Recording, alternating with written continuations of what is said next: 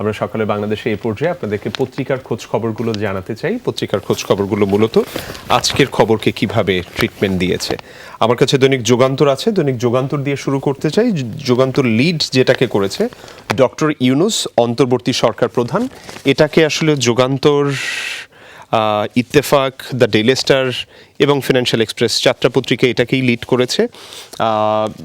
যুগান্তর যেটা বলছে, ভেঙে দেওয়া হলো সংসদ, এর পাশাপাশি 6.5 বছর পর মুক্ত খালেদা জিয়া, চিকিৎসার জন্য বিদেশ যাওয়ার প্রস্তুতি। এর পাশাপাশি নিরাপত্তাহীনতায় পুলিশ, অর্ধশত সিনিয়র কর্মকর্তা আত্মগোপনে। এছাড়া শোকের পাহাড় স্বজনের বুকে, হক ফারুক আহমেদ তিনি আসলে প্রতিবেদনটা তৈরি করেছেন। প্রথম পাতার মূল খবর এগুলোর পাশাপাশি শেষের পাতাতে আসতে চাই। শেষের পাতাতে অনেক ছবি দেখতে পাচ্ছি যুগান্তরে। সাধারণত এত ছবি যুগান্তর 1টা 2টো 3টা 4টা 5টা 6টা 7টা আলাদা আলাদা ছবি দেয়া আছে।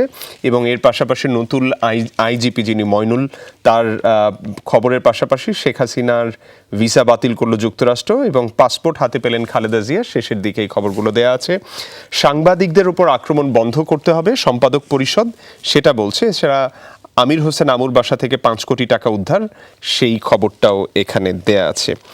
মোটামুটি ছবিগুলো বিভিন্ন জায়গাতে দেয়া আছে। টাকা উদ্ধারের খবর যাত্রাবাড়ি থানা, চট্টগ্রামের কোতোয়ালি থানা, এর পাশাপাশি সচিবালয়ের ছবি দেয়া আছে। একটা খবর যেটা দেয়া আছে, ঢাকার আহমেদ বাওয়ানি স্কুল অ্যান্ড কলেজের শ্রেণীকক্ষের শিক্ষার্থীরা মঙ্গলবার তোরা, এটা দেখে বেশ ভালো লাগছে যে স্কুল কলেজ খোলার ব্যাপারটা যেটা দরকার ছিল।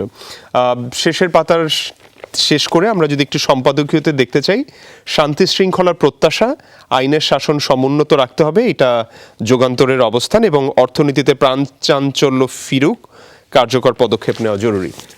কলি, মোটামুটি যুগান্তর এইভাবে তাদের সম্পাদকীয়তে নিজেদের অবস্থান বলছে। আমি দৈনিক সমকালের প্রথম পাতা পড়ছি। প্রথম পাতায় প্রথম শিরোনাম, অন্তর্বর্তীকালীন সরকার প্রধান ডক্টর ইউনূস। কিছু ছোট নোট দেওয়া আছে, পড়ে শোনাতে চাই। বঙ্গভবনে বৈঠক, 15 থেকে 20 সদস্যের সরকার এখনও চূড়ান্ত হয়নি। প্যারিস থেকে ডক্টর ইউনূস দেশে ফিরতে পারেন আজ।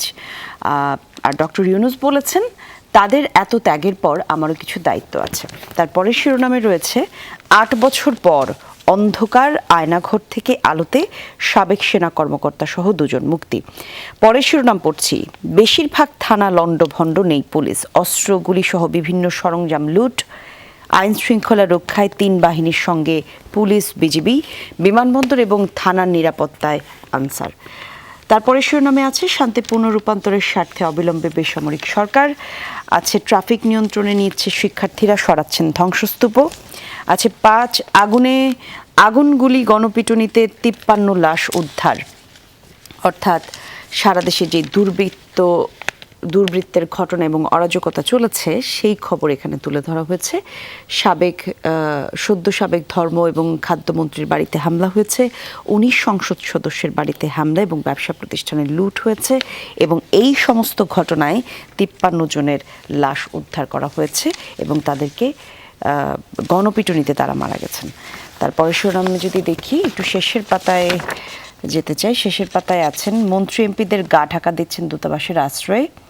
বিমানবন্দরে আটকে দেয়া হলো হাসান মাহমুদ এবং পলককে।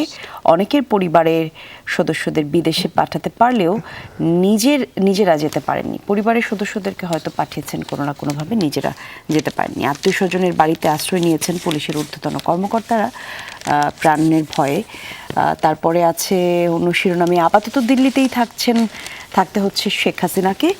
পশ্চিমা দেশগুলোর আশ্রয় দিতে চাচ্ছে না তাকে, অনুমতি পেতে পারেন বেলারুশে। এবং ভারতে সর্বদলীয় বৈঠক হয়েছে গতকালকে, আমরা জানি সেই খবর। ভিন্নমত দমন এবং প্রতিপক্ষ ঘায়েলে পটু ছিলেন শেখ হাসিনা। আন্তর্জাতিক গণমাধ্যমে এরকম শিরোনামের খবর বের হচ্ছে, বলছে শেখ হাসিনার পতনের খবর এরকম, ভারতও নাকি তাকে রাখতে রাজি নয়। ডয়েচে ভেলিতে এরকম খবর এসেছে। CNN বলছে, তরুণদের আন্দোলনে প্রবীণ রাজনীতিকের বিদায়।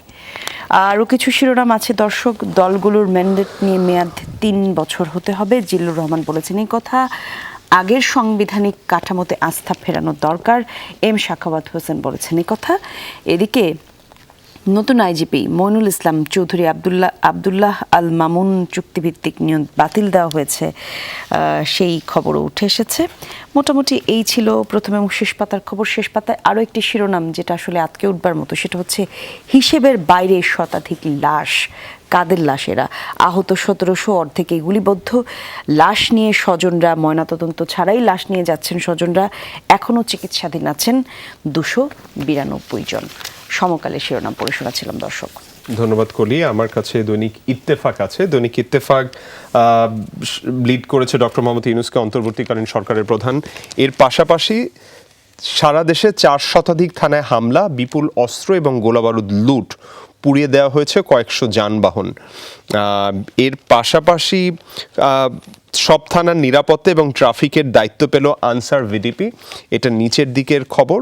এবং সেনাবাহিনীর যে রদবদল হয়েছে সেগুলোর পাশাপাশি একটা খবর আমি যেটা দেখতে পাচ্ছি, সেটা আমি যুগান্তরে দেখিনি, সেটা হচ্ছে যে 11 আগস্ট এইচএসসি পরীক্ষা নিয়ে অনিশ্চয়তা, প্রশ্নপত্র পুড়ে গেছে।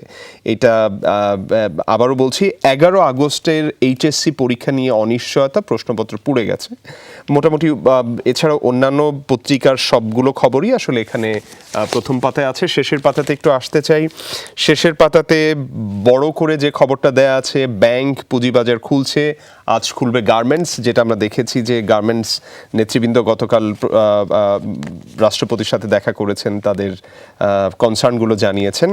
এবং এর পাশাপাশি বঙ্গোপসাগরের নৌকা ডুবে শিশু সহ 9 রোহিঙ্গার মৃত্যু, টেকনাফ কক্সবাজার সংবাদদাতা তিনি আসলে এটা জানিয়েছেন। মূল খবরগুলো আসলে এগুলোই শেষের পাতার। যদি সম্পাদকীয়তে ইত্তেফাক তাদের অবস্থান যেটা বলছে, সকলকে ধৈর্য এবং সহনশীলতার পরিচয় দিতে হবে, এইটা বলছে ইত্তেফাক তাদের সম্পাদকীয়তে তাদের অবস্থান তুলে ধরছে। মোটামুটি ইত্তেফাক এই ছিল আমার কাছে। আচ্ছা, ধন্যবাদ আপনাকে।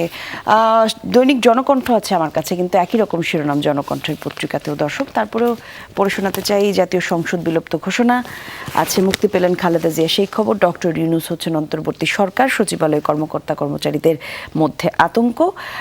সেই সাথে রাষ্ট্রপতির অন্তর্বর্তী সরকারের নাম প্রস্তাব করবে। বেশিরভাগ থানায় কোনো পুলিশ সদস্য নেই, জীবনের শঙ্কায় কর্মবিরতি ঘোষণা করেছেন তারা।